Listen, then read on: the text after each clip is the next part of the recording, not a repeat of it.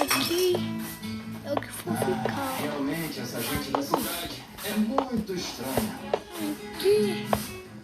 Não se incomoda de cuidar da dona Renata e que ela te faça de escrava? Aqui, ó. Vem aqui é minha casa. Ó, aqui é minha casa. E eu compro o gole. Minha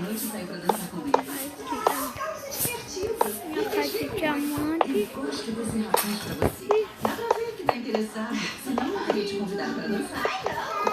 Ele me convidou por causa da mãe. Mas eu acho que o seu Carlos está interessado em você. É um homem livre, além do mais, dança perto.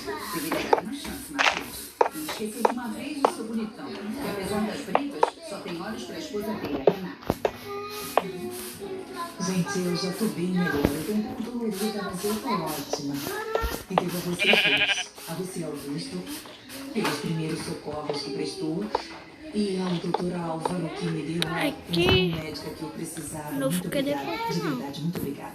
Não precisa agradecer. Aqui vai. Mas o tratamento não está A completo batalha até aí. você fazer o eletrocardiograma. Porque você não quis esperar.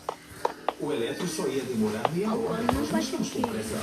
Pois é, mas vai ser Calma, bom, mãe. gente. E a Renata disse que vai fazer depois quando voltar para a capital. Mas não deixe de fazer. Mesmo estando fora do time,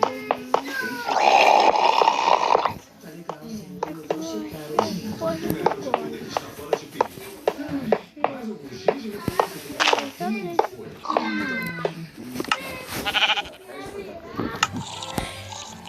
Depois tu vai ver. E por falar nisso, Assim, conta eu. Pera aí, pera. Ah, eu falo eu estive errado. pensando, não sei se eu vou ficar até a festa.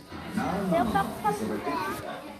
Desde a primeira vez que você e eu fomos almoçar, você me prometeu que estaria aqui na colheita. E você está aqui.